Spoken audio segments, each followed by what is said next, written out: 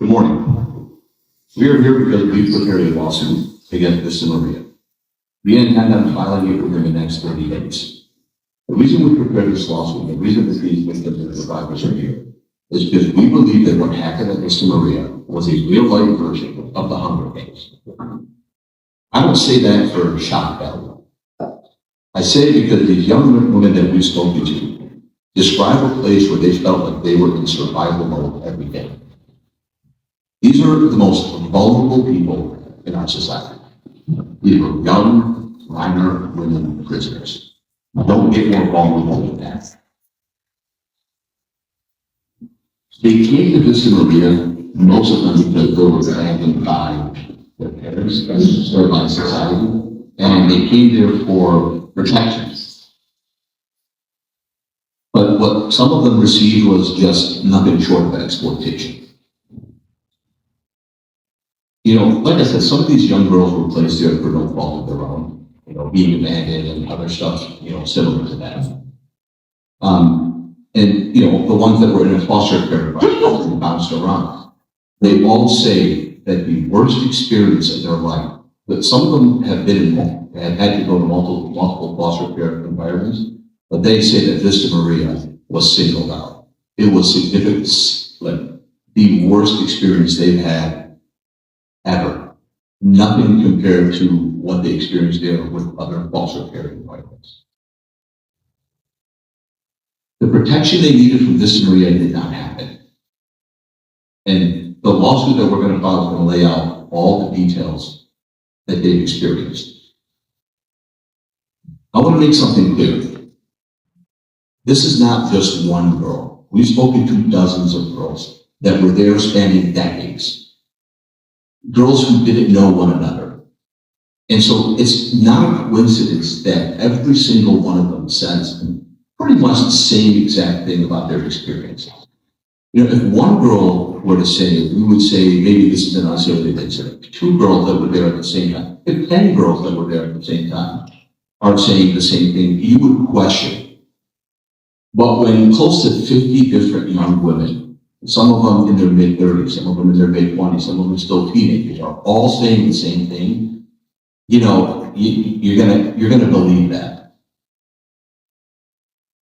So I've practiced law for a long time. I've done criminal defense work. So I thought, that I was this, big grizzled attorney who kind of heard everything and seen everything, and nothing was going to shock me. But when I was talking to one of the girls, I asked, this is a teenager. I asked her, to stop the conversation because I couldn't hear it anymore. I was so repulsed by what I heard, I just couldn't handle it. So I asked her to show mercy on me and not continue the story, and I asked her to continue the consultation with one of the females in my office because I just couldn't hear it anymore. It was that disgusting. That's the type of these harrowing experiences that we've had to endure and listen to from these girls, and stuff like that changes you. I have a daughter. One of the victims actually had the same name as my daughter, and so none of this stuff was lost on me, and so that is why we are proceeding with this suit. One of the big pieces of the suit is accountability, not just justice, but accountability, and hopefully, and this is what these girls have told us, that there is another young girl somewhere right now in some situation similar to the situation they were in, and they are hoping to hopefully protect that girl from what happened to them. And in the future, there will be other young girls who will be in foster care, and unfortunately, they may get abused like these girls were. There are many excellent foster care facilities all around the country. We don't believe Vista Maria was one of them. We believe it fell short on its promise many times with many girls. We don't believe they fulfilled their promise all the time with all these girls, and we believe that this lawsuit will flesh out the details so everybody can see what we're talking about. That's all I have for now. I'm going to kick it to some of these girls. They've been brave enough. This is a small portion of the girls that we're talking about. There are dozens and dozens that we've already spoken to. These were the ones that were brave enough today to speak up. Some of them could not get here. Some of them don't live in the state. A lot of them understandably have a lot of fear, and they have trust issues about talking about this stuff publicly. These girls are a small portion of the ones that had the ability to come here. Some of them needed rides from their family, some of them needed support from their family. And we're honored. Attorney Ayana Neal and I are honored to be, sitting next to them. And I'm sure you guys want to hear from them, hear their story, and then we'll get into questions after that. Janine Teague wants to go first. We're all in her depth. Go ahead. Thank you for coming out to hear from survivors whose voices have been silenced for decades. My name is Janine Tagg, and I was a resident at Vista Maria from September 2007 to July 2008. I was 15 years old when I was placed here, and I turned 16 the day I was transferred to another facility. Vista Maria could not provide the proper care for my diagnosis, so once I completed their program, I was moved elsewhere. Towards the end of my stay, I was diagnosed with Asperger's syndrome, which we now know as autism spectrum disorder.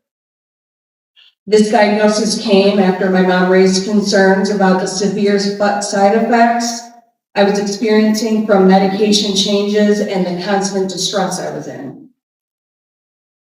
I was placed at Vista Maria through the juvenile justice system, not foster care. I was ordered to complete the program before returning home. I was a teenager with undiagnosed autism, overwhelmed by school, struggling socially and emotionally, and using substances like THC to cope. My mom spent years taking me from doctor to doctor, desperately trying to find answers. She felt like she was screaming into the void. At 14 years old, I was arrested for third-degree retail fraud after stealing makeup with friends. I went to court. My mom tried to explain my lifelong struggles and her ongoing attempts to get me properly diagnosed. Instead of receiving community-based treatment, I was sent away. Vista Maria presented itself as a healing campus. The brochures made it look like a supportive environment where girls could walk freely, go to school, participate in activities, and heal. I believed them. I thought maybe this would help me. I was transported in shackles and handcuffs. When we arrived, I saw a high security fencing, locked doors requiring key cards, and quickly realized this was not what had been advertised. Every moment was controlled, every door was locked, freedom did not exist.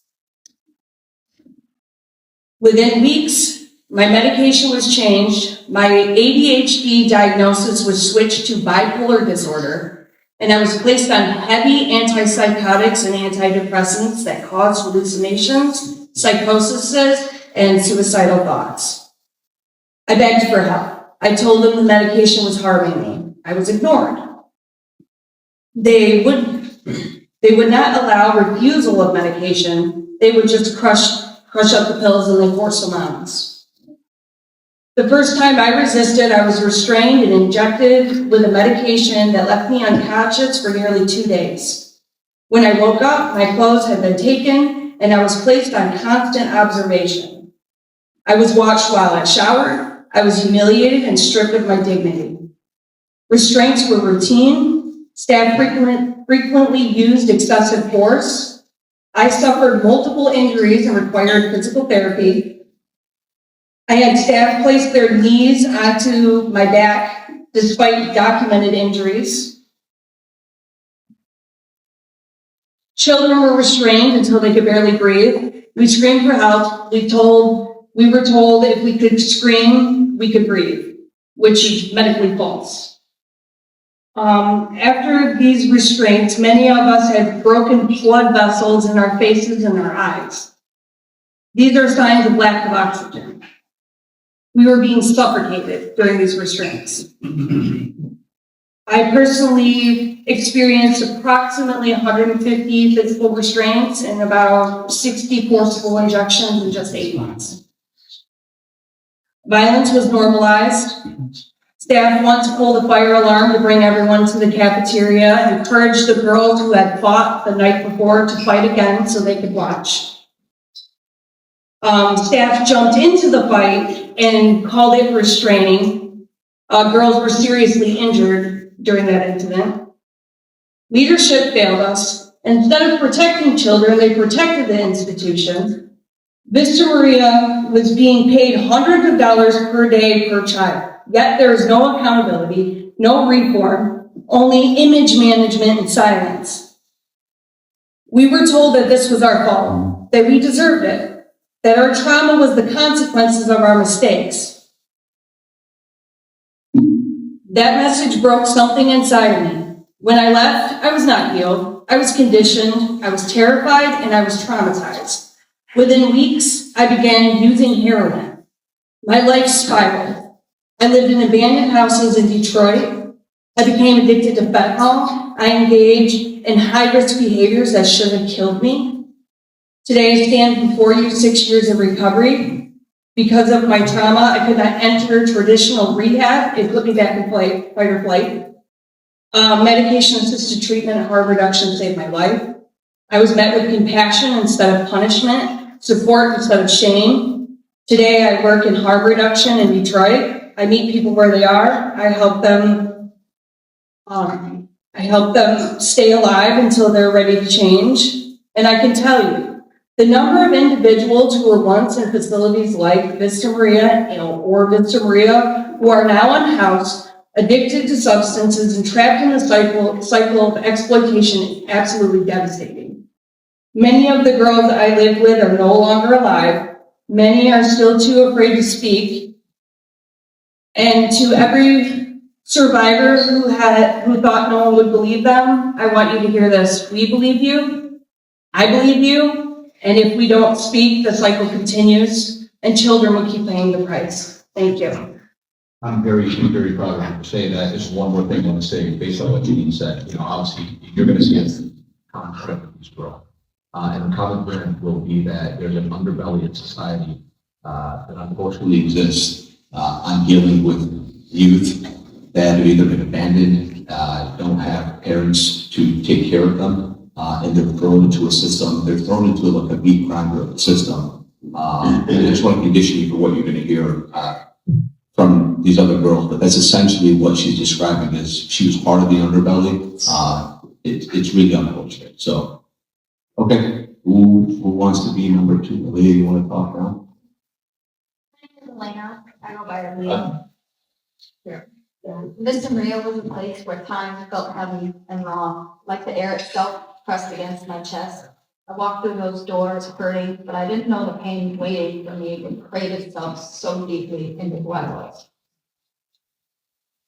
Every day I learned what it was like to be powerless, not because I was weak, but because the power was taken from me again and again. My voice didn't matter, my tears didn't matter, my body, my emotions, they were treated as if they belonged to someone else, like I didn't. I remember feeling small, like I had to fold myself inward every day just to survive the day. I learned how to stay quiet, how to disappear without leaving a room. There were moments when pain felt unbearable, where I wondered how much of pain a person can take before something inside them is gone forever. But even in that place, even in the worst moments, something in me refused to die. They couldn't take everything. They couldn't take the part of me that knew it wasn't right. The part of me that knew who I was before the pain in Vista Maria. Surviving Vista Maria didn't mean I was unharmed. It meant I was strong enough to go through something that never should have happened. Thank you so much. How old were you doing this today? I was 13 and I turned 14. Okay. That's another example of somebody who was no fault of her own, and she was put into the meat grinder and she had to go through it.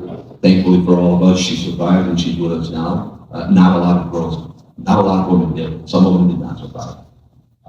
Okay, let's go ahead.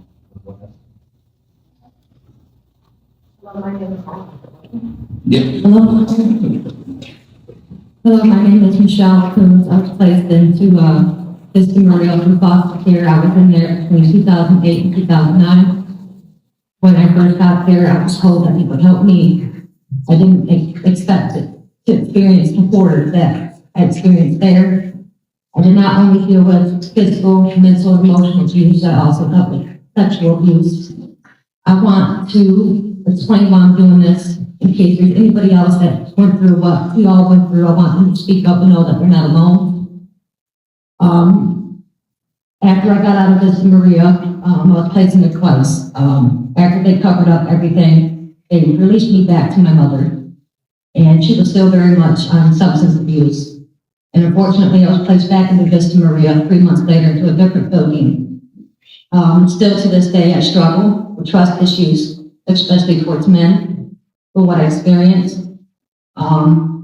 It was the most horrifying experience I've ever dealt with. I was placed into a lot of places in foster care, and nothing can compare to the hell that I was placed in Vista Maria. They didn't care what we went through. They didn't believe us. I want to know that if there's anybody out there that has dealt with any type of abuse, that you're not alone to speak up, because your voice deserves to be heard. I hope that this experience can heal me for once, because still to this day, I'm not the same Michelle that I was before I placed in there. I felt numb and dead for a long time. I was too scared to even come forward with this because I am so terrified of the person that did that to me. I didn't get justice. I didn't get help that I needed. Now I'm finally getting the help that I need, and this is the reason why I'm doing this, is so they can get justice, we all can get justice, and so that Vista Maria knows that we're not gonna quit until justice is actually served. Excellent statement. If you don't mind asking me, how old were you when you went to Vista Maria? I was 14 years old. You were 14 years old. Here's what you guys are not going to hear. If you were to hear that a 28-year-old man or female committed a crime and went to prison, and then they were sexually assaulted in that prison, would any of us in our society think that's okay? No. Even though they're an adult, none of us would think that it's okay. But these girls were babies. They were the most vulnerable people in our society. And the majority of them did nothing to cause themselves to go there. They were abandoned, and they went there. They were minors. They were vulnerable young women. So even if an adult were to go to a prison and be sexually assaulted, none of us would think that that's okay. But these were young, vulnerable females who did nothing wrong, who went to Vista Maria, and they got treatment that all of us would find repulsive. Okay, who wants to talk that? Go ahead. So,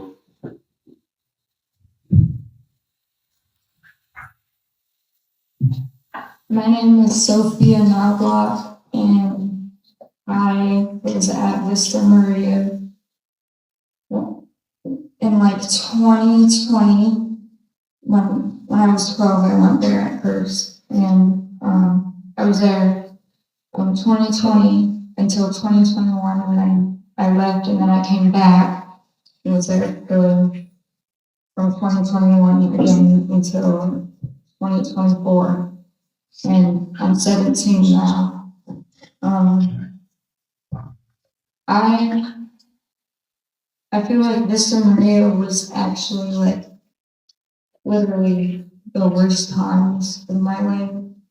Like being in foster care in general is terrible, but I've been to so many foster care residentials, and this one was like, it didn't do anything but traumatize me even more. And like, I have like so many stories of like what I've had happen to me, and that I've had to sit there and watch my other peers go through. And honestly, it's like a lot, so it would take like a full day, honestly, to tell you everything, but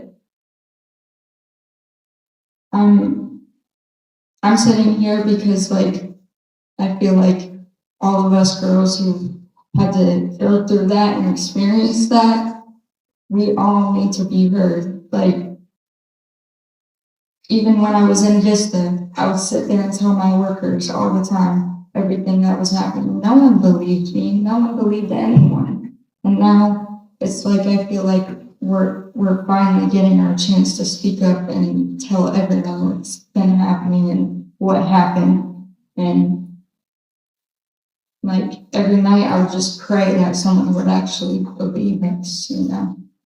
And like I was 12, like all these girls, we were young.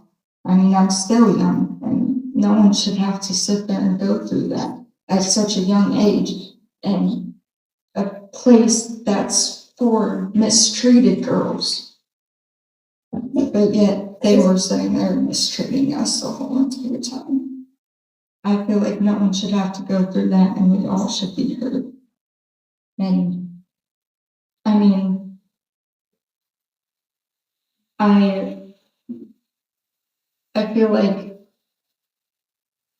there's so much that happened there. Like, I mean, we're quite actually survivors. There's been girls who literally didn't survive that place. And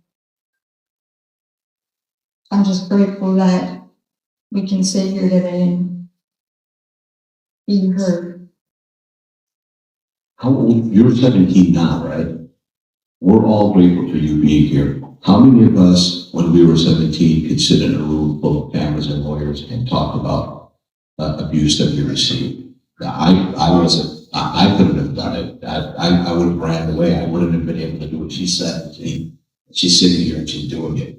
She's not doing it for any reason other than this is her truth, this is what happened, but she's also a very, very, very brave person. I would never have the courage that you have, not even close, not even when I was 20, I could have done it.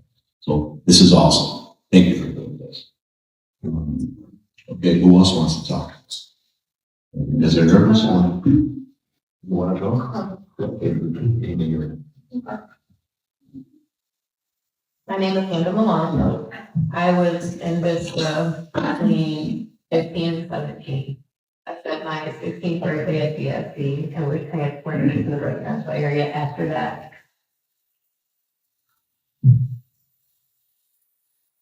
I am very emotional, but it's because of these are babies. To know that it went through me and passed on to little babies that are old enough. I have a son her age. To know that the abuse bypassed me and continued really breaks my heart. The fact that we were treated less than human in Vista Maria. We were played as pawns. We were pitted against each other. It was survival of the fittest in this place. We were stripped of our decent human rights. Just to use the bathroom, we had to scream. It was points where we pissed our pants because they wouldn't let us out. For days, every night, they would make us piss our pants, wouldn't let us out. Some days they would let the other students or the other residents make fun of us, knowing that we couldn't use the bathroom, they wouldn't let us. When you told about the indecent men in a building that is run for girls, there shouldn't have been a man staff in there in the first place. There should have never been a man staff in there. But for young girls like me at this time, I was her age in there. To know that we're telling you guys your staff is being inappropriate with us, and to be told we were liars. And then to have to fight after everybody found out that we spoke on another staff was an issue. I personally was a young lady who was a victim, and when I told, it was a lie to the staff. They told everybody I was a liar. He continued that all they did was move his building. And then they brought in another one. He was a Southfield cop, just as bad. This man continued to see me outside of Vista Maria as a minor. Continued to groom me. My life went into a spiral. I lived outside, living in abandoned porches because I had nowhere to go. I was there because my mom didn't want me. I'm now a mom of 7. My oldest being her age. I can't imagine the fact that this has gone on for so long and nobody listened to none of us up until now. It took for girls to die in this place for anybody to hear us. And I don't understand why. I'm very proud of you. And you see, this is an example of what I was talking about. I did not know that you had a 17-year-old kid, same ages, so I just did not know that. We keep learning things like this every single day. So thank you so much for sharing that. That's actually very powerful. I did not know that. Okay. My name is Cassandra. I entered Vista the first time when I was 12 years old. I was sent to Rose Hall to receive treatment, learn better coping skills, and to work towards recovery from my childhood trauma. Instead, I endured abuse at the hands of people who were supposed to protect me. I was dragged by male staff, along with female staff, to the VMR. Staff held me down while I was screaming and crying while they cut my bra off and hung me in their flowers. I lay there feeling broken, lost, humiliated. This has stuck with me for 17 years. During my second stay, I was told my mother's rights may have been terminated. I remember crying. I was in class. I walked out to the resource room so I could cry privately. Mid-process, a staff ran behind me, into my arm all the way up to my back. As I pulled away. I was then slammed to the floor. I needed nurturing, not more pain and trauma. I still struggle to trust this day. I struggle with accepting love and kindness because Vista Maria was about survival. I learned to shut down so I could cope with what went on. We weren't treated well. We never had a voice until now, and I hope we all can find closure. Very proud of you. I'm very proud of you. Another person, Cassandra, was abandoned, and then she went into the meat grinder that is Vista Maria. And you're only seeing the people who survived. You're only seeing a small portion of the people that survived. There are people who did not survive. There are people that we haven't spoken to that don't even know that this is happening, that had same experiences, or even worse experiences than what you're seeing now. There are things that we will detail in the lawsuit that are too repulsive for me to say publicly. I just haven't gotten to the point. I'm 46 years old. There's things I'm not comfortable saying publicly because I don't like the way I feel when I say them, but we can put them in the lawsuit. And, these girls are keeping their statements very, very, very short, intentionally, but there's so much more they want to say. All right. Who else wants to talk? All right, your turn.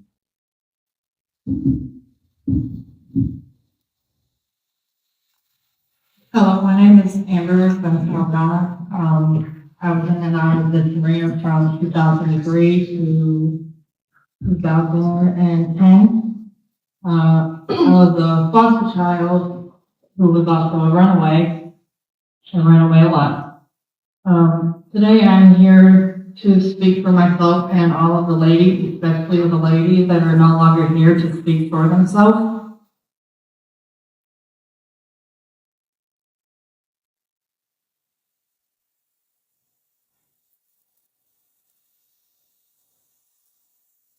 There are so many girls that have suffered through this horrible place.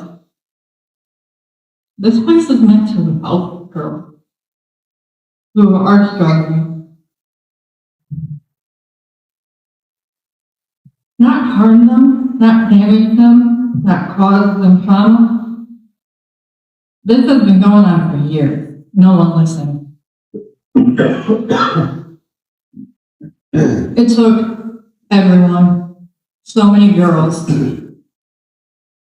just for them to realize what the heck is going on in this horrible place.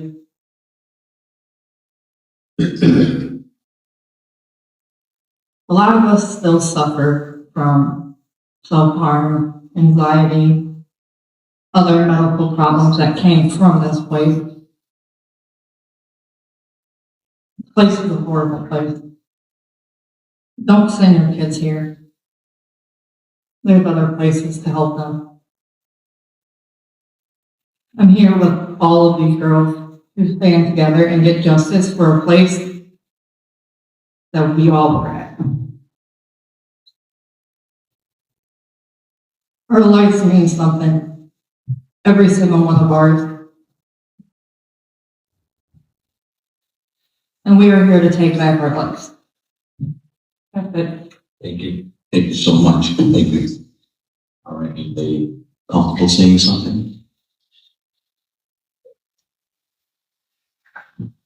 Thank you for that. That was very nice. My name is Serena. I was at Vista Maria. My time at Vista Maria, or I was 11 when I was there, 11 to 18, sorry, I don't remember the years. My time at Vista Maria was extremely traumatizing, and many of the experiences I endured there continue to affect me on the day to the day. One incident I will never forget is the day before I left when I turned 18. Vista Maria let me get physically assaulted by 5 girls. I was severely beaten and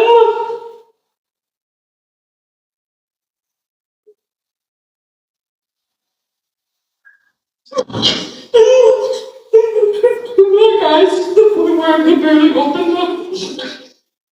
Staff members were present and witnessed the attack but did not immediately intervene until I was screaming and crying really loud. A campus clear was then called.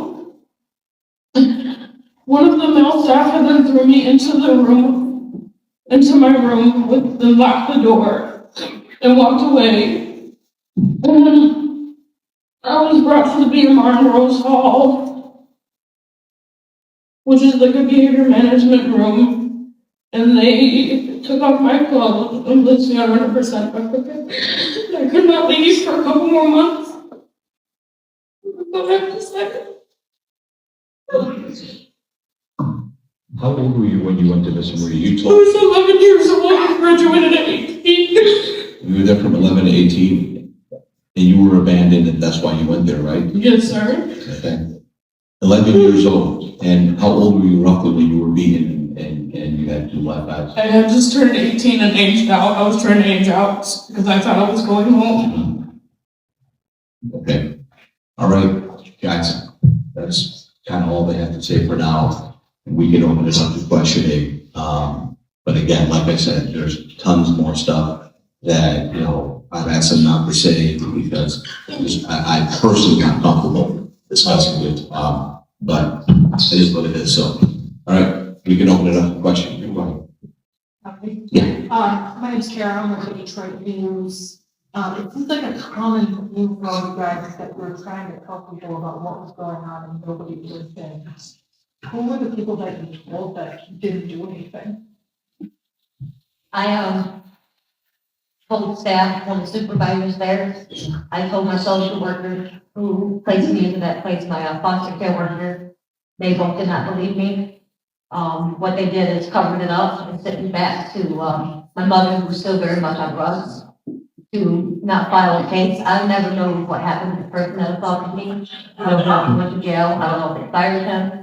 I know the day they told me you're getting released to go home, I looked at them and said, how am I getting released? My mother is still very much on drugs. So when you tell people, half the time they don't believe it because either we're there for trouble, we have a troubled past, or we're there for behavioral problems, or simply because the staff just didn't care enough for our safety. That's a really good question, by the way. And the lawsuit, by the way, that's going to be one of the integral parts of the lawsuit. It's going to flesh that out. I'm glad you asked that question. It's a very important question. Yeah, go ahead. Many of the, I'm sorry, the one she had her hand, I'm sorry. The one behind you had her hand up first. I'm sorry. I was just hoping all the girls to go around just tell me where you're from and how old you are. I know if you mentioned your age, so what city you're from? I'm from New Haven. I'm from Westland, Michigan, but right now I reside in Taylor, Michigan. I'm from Garden City, Michigan, and I'm 33 years old. I am from everywhere, and I'm 34. Oh, I forgot my age. I'm 33 years old. 29. I'm 33 years old and I live in Chesterfield. I'm 17 and I'm from Owasso. I'm from the city of Michigan. I'm 26 and I'm from Dearborn Heights, Michigan. Many of the testimonies mentioned he and I. Could you describe what the behavior management and One of his private behavior management. So, we'll detail that one of the laws, the behavior management room. So Vista Maria had like different labyrinths of dealing with youth. They had different incentives. They would sometimes offer potato chips to other, some of the stronger residents to beat up some of the weaker residents. And they would use this labyrinth of rooms to put people in one room versus another room. They had a culture of fear where they would pit girls against one another. That's why we called it the real life Hunger Games. There would be official names to rooms, but they weren't always used in the way that they were intended to be used. But the lawsuit will detail these rooms and the labyrinth and what happened and how it happened. But that's a really good question. Yeah, go ahead. It's a padded room that's like, it's a metal door and they throw us in there when certain things happen or they just want to. They didn't have to have that on. I remember when I was in this room, out of hall, they placed me into a padded room. Only one floor had to have it. Yeah, the first one, and the other two were just And hardwood. what they were doing just to torture us is turn the lights off and covers a little small window with black tape, so it can be completely fit. I also wanted to say that, those rooms also have cameras. Yep. And they got one. Let me say, this is one of the things that the lawsuit's going to say, and I'll just say, because there's a commonality, and this is one of the things that I was not comfortable saying, not for legal reasons, it's going to be in the lawsuit, but because I'm just comfortable saying, here's the room that they're describing. There were some females that certain guards wanted to undress completely. They would put them on suicide watch, even though they had no suicidal ideation. They would completely undress them. They would not give them the paper gowns. They would have 3 or 4 cameras tape them, and they'd make them sleep overnight in those rooms. It didn't happen to every girl, but it happened to some girls. And that was one of the ways that room was used. These are male guards doing it to female inmates. So that's, again, it's a whole, we're going to detail the horror of it, but yes, that's one of the reasons for that. Okay. John Zito from WWJ. I had a couple of questions. First up, your name, Jacob, you did Jay, yeah. I've not met you, so thank you. I know that there was a news briefing that you held in November. Yeah. And timing of your lawsuit and in regard to how many plaintiffs you be representing you to? Timing is we're probably going to file it by March 11th, maybe even on March 11th. We're still detailing the number of plaintiffs. We're actually having a meeting later today to detail. There's going to be several plaintiffs in the first lawsuit. How many, we don't know, but that's something that's the only reason we haven't found it already. So we're just trying to time which plaintiffs will be in the first initial lawsuit. Have you stated back how far, roughly? A decade or more? Or more than a decade from now. With the specific plaintiffs you'll... I don't, that's one thing we're going to discuss today. No, but in terms of the first initial lawsuit, it would be people definitely the last decade.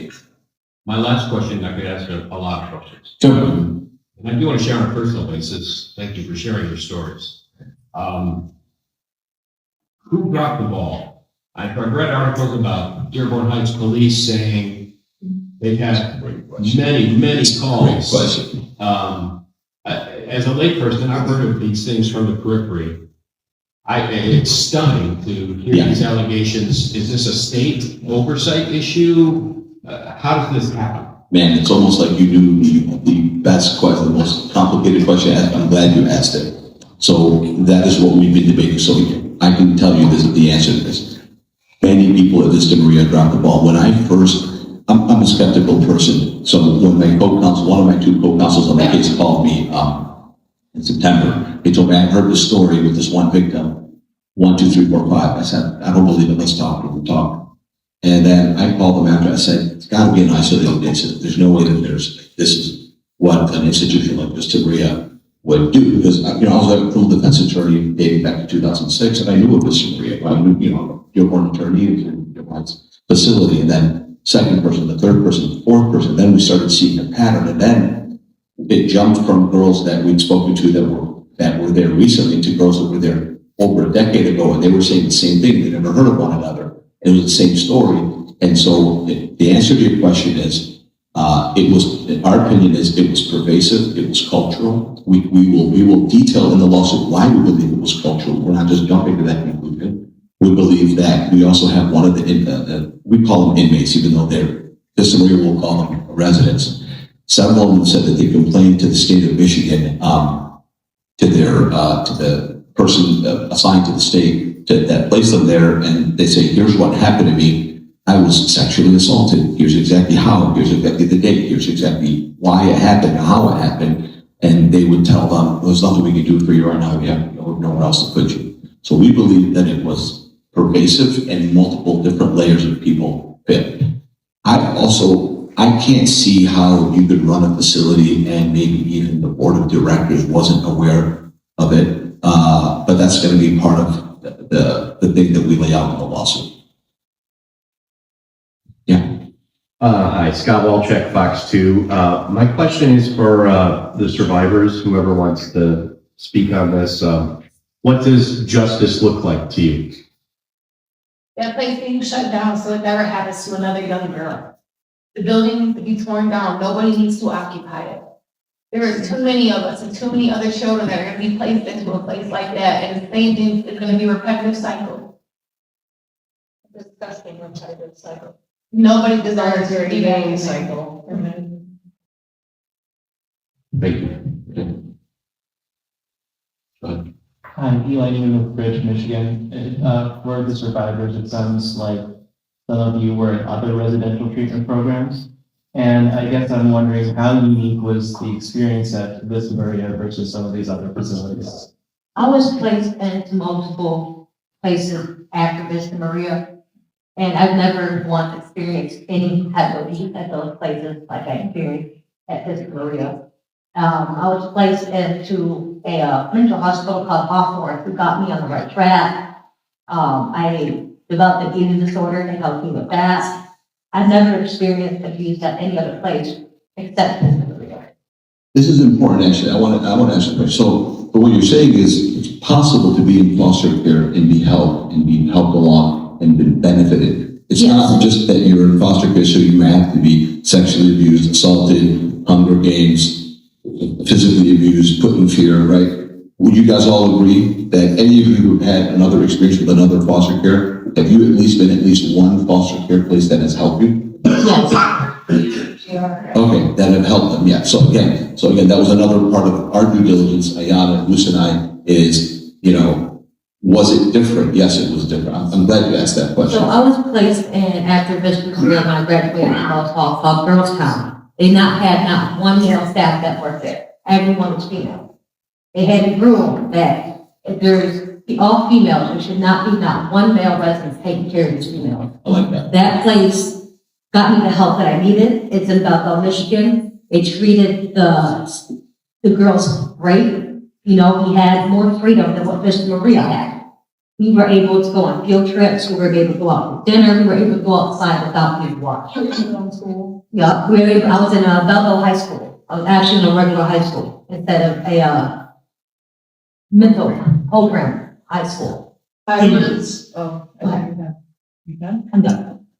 you sure? Yeah. I was in several facilities, and if Vista Maria does close, that would make it the third one I was at that would be closed for this situation. Or do you want to say something?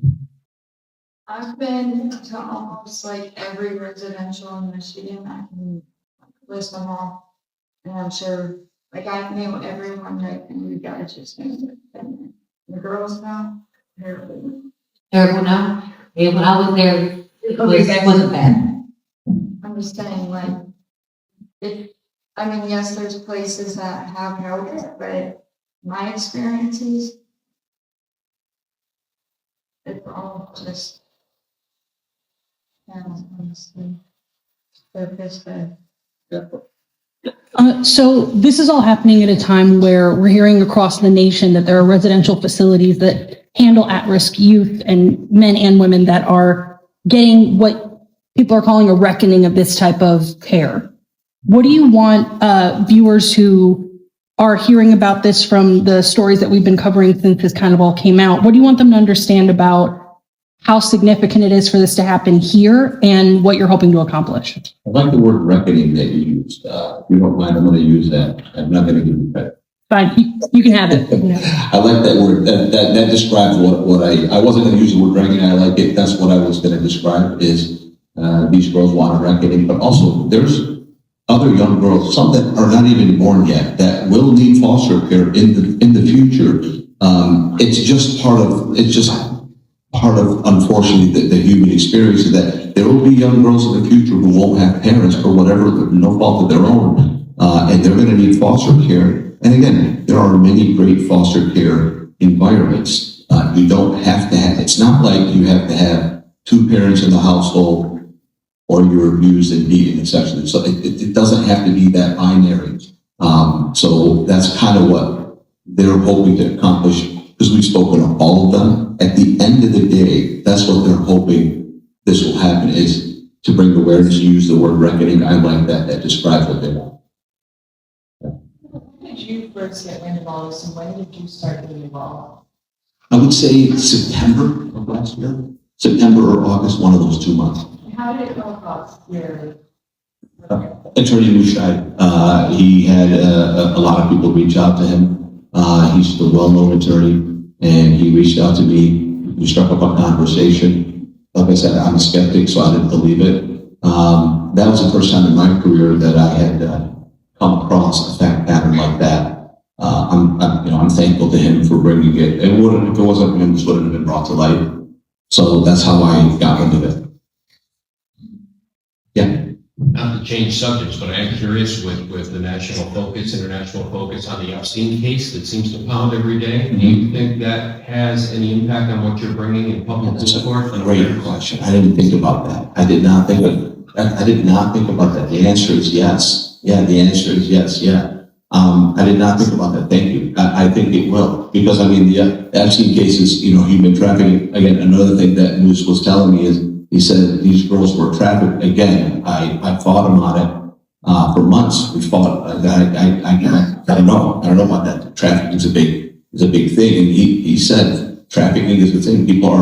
Women have always been trafficked, but it's now coming to light. And I resisted, and I've come around on this topic and thinking, yeah, you know what? Maybe that is what's happening.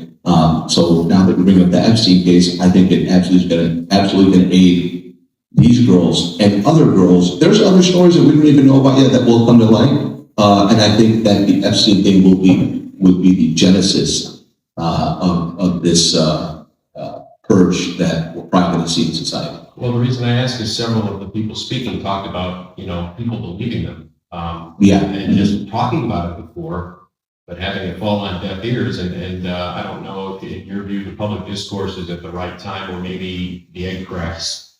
Yeah, I have the answer is yes. Here's how I see the behavior of, let's say, a monster. Because you have to be a monster to strip a young 14-year-old girl of her clothing and make her, sit in her room for your. You have to be a monster, right? If you do something like that today, and there's no accountability tomorrow, the day after, the week after, the year after. It's not an isolated incident. You are a monster, so you're going to do it again and again and again and again. And then other people who are also monsters know that you did it, and then they're going to do it, and then there's no check and balance, right? So I believe that monstrous behavior begets monstrous behavior. And that's why I don't know of an incident where somebody was a monster and was caught right away. They were usually caught later on. You brought up Epstein. He actually went to jail, I believe, and then went out, and then he got a deal, and he was at depositions where he was laughing and he was friends with the press. That's there's a theme, and I do see that theme here.